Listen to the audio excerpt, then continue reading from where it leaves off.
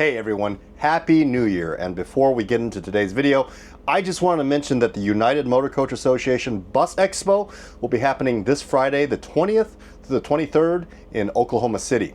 You can register yourself online at motorcoachexpo.com, and I'll put the link down in the description box below. And if you can't go, no worries, because stay tuned for the virtual tour of the Expo showroom right here on Motorcoach World. Also, I'm really excited about this. I've been invited to UMA this year as a lecturer as well, where I will be presenting a course on how to identify an influencer in the industry and how an influencer can help your business grow. So stay tuned for that, and now on to today's video.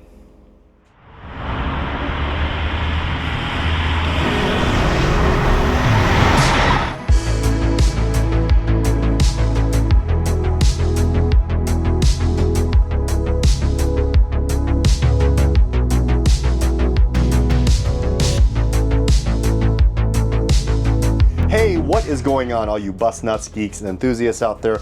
Welcome to another episode of Motorcoach World. My name is James. Man, it's been a while. Driving a motor coach is no easy task. I mean, on any given trip, you've got up to 56 passengers to care for, tight schedules to keep, and routes to navigate, all while ensuring the safety of your passengers and your equipment. Now, I am definitely biased when I say that it's one of the best jobs in the world, and it definitely comes with many perks. But despite the long hours and always being away from home and constantly problem solving while handle a 50 to 60,000 pound vehicle through heavy traffic and through the rain and snow or shine, where was I going with this? Oh, right. My point is, there is definitely a reason why they don't just let anyone get behind the wheel of one of these. And one of the most obvious reasons is the challenge of dealing with the sheer size and length of these giant luxury liners on wheels.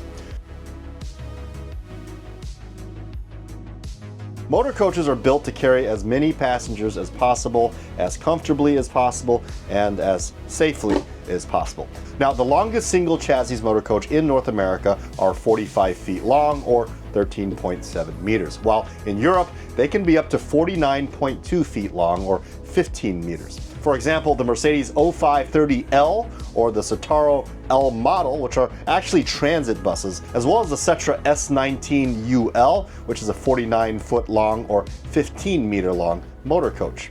Man, why is theirs longer than ours? I kind of have bus envy. Quite impressive. Deadly. Now, when it comes to designing a motor coach, there are many different factors that a designer has to consider. One of which is the wheelbase, which is basically the distance between the front steer axle and the rear drive axle. The longer the wheelbase, the more comfortable the ride is going to be. However, there is a trade-off. The longer wheelbase will also make the vehicle more difficult to maneuver in tight spaces. Of course.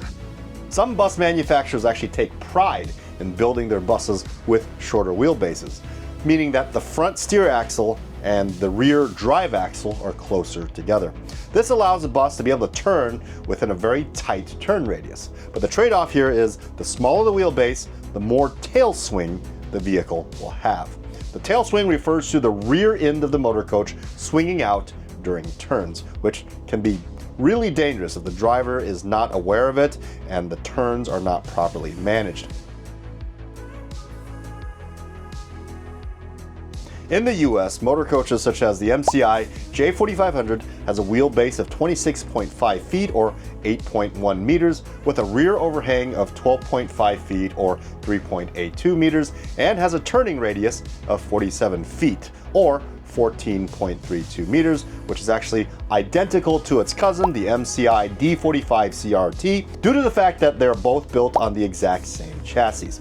The Van Hool CX45 has a wheelbase of 25 feet or 7.62 meters with a rear overhang of 9 feet 2 inches or 2.8 meters and boasting a turn radius of 43 feet or 13.1 meters. The Prevost H345 has a wheelbase of 26.2 feet or just under 8 meters with a rear overhang of 9 feet or 2.7 meters and has a turn radius of 41.6 feet or 12.6 meters. The Prevost X345, which wins the award for having the longest wheelbase of any coach in North America, comes in at 28 feet long with a rear overhang of 7.2 feet or 2.2 meters and a turn radius of 43.3 feet or 13.2 meters. And finally, the newest European coach to enter the North American market, the Mercedes Tour Rider, which is what I'm sitting in today, comes in with a wheelbase of 24 feet or 7.32 meters with a rear overhang of 9.1 feet, which is 2.7 meters, and has a very impressive turning radius of only 39 feet or 11.8 meters, which wins it the award of having the most impressive turning radius of any North American 45-foot long coach. With that said, having the perk of such a tight turn radius creates a drawback for the Mercedes Tour Rider of having one of the most wicked tail swings of any coach I've ever driven. So for those of you managers or owners out there, if you're planning on buying one of these, make sure you teach your drivers about the tail swing of the Tour Rider. I mean, don't get me wrong, it's a great coach, but the tail swing is not to be underestimated. Also, the fact that the Tour Rider comes with an active steer tag axle designed to help the coach corner better creates even more of a tail swing during tight turns. When you're making a turn, always remember that the pivot point is going to be at the rear axle. The area behind the pivot point is going to move outwards during a turn, and the longer the overhang, the more it's going to swing. Now, when I'm driving a bus with a long tail swing, I always make sure to avoid making overly tight turns at slow speeds. For example, if I'm pulling out of a parallel parking spot and I'm right next to the curb, I will generally want to avoid cranking my wheel all the way towards the street so that my exit from the parking spot is more of a gradual merge into the traffic lane. But we don't always have the luxury of doing this because most of the time when we're pulling out of a parallel parking spot, there's typically a vehicle right in front of you, and in order to get out of that spot, you're going to have to crank the wheel as far as you can at slow speeds to kind of nudge your way out into traffic. And in situations like these, I'm always mindful of what's on that curb right next to my coach. Whether it's a fire hydrant or a parking meter or a tree, I know that when I crank the steering wheel towards the street, my rear end is going to be all over that curb. At this point, if your vehicle has a bird's eye view or one of those top-down cameras, it's going to be your best friend as it will give you a clear view of where your tail is swinging into. But if you don't, then your mirrors are going to be your best friend. Now, unless you have really good depth perception, it's going to be really hard to actually judge where your tail is in relation to the object next to your bus that you're trying to avoid swinging your tail into. Now, in this case, I always make sure I walk off my bus before pulling out to find a reference point near the object or get an idea of the relative distance I have to pull forward in order for my tail to clear the object. Now, also, if you have the luxury of one, use a spotter. Ask someone to help you out as you maneuver out of that spot. Also, if you're on a 2-lane road making a hard right turn, keep in mind that your tail is going to swing far into the passing lane. Your average motorist will most likely be unaware of the fact that your tail will swing out into their lane as they gun their engines to pass you. I mean, I always make sure that if someone is trying to pass me, I will let them pass before I even begin to turn to avoid swinging my tail into their lane and having them run into me. The best advice I ever got from my trainer years ago is, when in doubt, take it slow and don't let traffic pressure you to rush.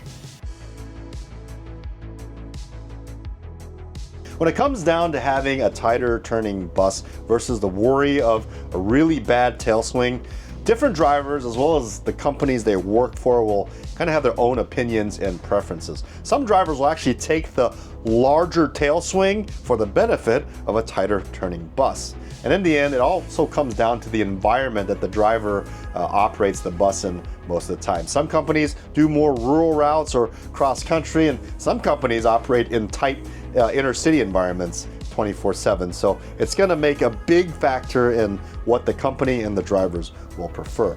For example, in many European cities, one will find that most buses are designed with a smaller wheelbase to allow the bus to turn into tighter spaces, making the rear overhang much longer than the buses here in North America. This is mainly due to the fact that European streets tend to be a lot narrower compared to North America, and buses are kind of required to operate in tighter spaces. For me personally, I would rather take a bus with less maneuverability and a longer wheelbase, meaning that I have less tail swing, because my logic is I can see if I'm going to hit something with the side of my bus as I'm turning, whereas it's going to be a lot harder for me to be able to see what my tail is going to swing into during a turn, especially with just using my mirrors. Tail swing can be tricky since it's harder to see what's happening behind you unless the vehicle is equipped with one of those before mentioned bird's eye view camera systems. Now folks, if you're a motor coach operator and you drive buses for a living, I would love to know if you have any tips or input as far as handling tail swings. And also I want to know your preference as a professional motor coach or bus operator, whether or not you prefer a longer wheelbase for a more comfortable ride or a shorter wheelbase for tighter turns, but obviously with the challenge of managing a tail swing. Let me know down in the comments below. I hope you enjoyed today's video, and remember, if you're watching this, you are part of the motor coach world.